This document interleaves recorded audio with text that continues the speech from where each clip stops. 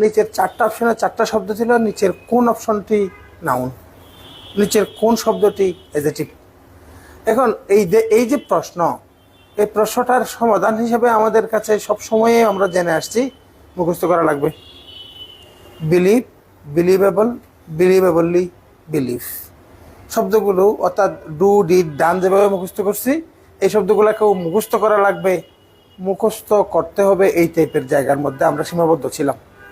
আজকের ক্লাসে আমরা দেখব কিভাবে সহজে যে কোনো ধরনের ইন্টারচেঞ্জগুলোকে আমরা আইডেন্টিফাই করতে পারি।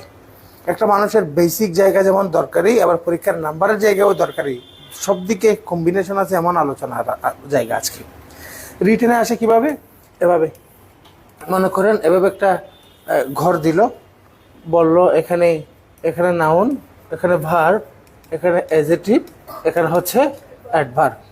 তারপরে রিটেনে এভাবে আসে, মনে করেন এখানে একটা শব্দ দিল, আমি যেই শব্দটা মনে করেন বিলিভ, তারপরে দিল এখানে টিকমার্ক, এখানে টিকমার্ক, এখানে ক্রস। তারপরে মনে করেন আমি এখানে দিলাম কি নলেজ, নলেজ, এখানে টিকমার্ক দিল, এখানে ক্রস দিল, এখানে টিকমার্ক দিল। এটার অর্থ হচ্ছে যেখানে ক্রস আছে ওখানে আপনার কিচ্ছু করা লাগবে না, যেখানে টিকমার্ক আছে ওই জায়গাগুলো আপনি পূরণ করেন। এভাবে প্রশ্ন আসছে সবগুলো পরীক্ষায়, আর প্রিলি পরীক্ষায় তো আসেই। মনে করেন এই বিলিভ শব্দটা এই পরীক্ষায় অনেকবার আসছে। তাহলে which of the following is the noun form of the word believe? তাহলে এখানে option A, option B, option C এবং অপশন ডি থেকে এখানে এই আমরা অ্যান্সার বের করব এভাবে।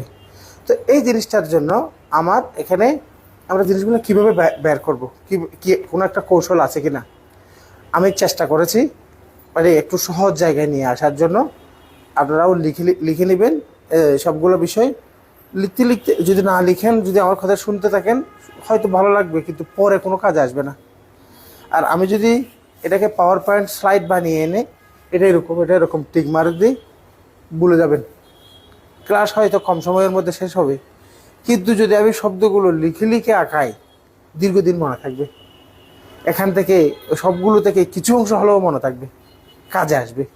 এই জন্য আমি ইচ্ছে করে মানে স্লাইড বানাই, আমি রাতে বসছিলাম একটা স্লাইড তৈরি করার জন্য, কিন্তু আমি লিখা একটা কাগজ নিয়ে চলে আসছি।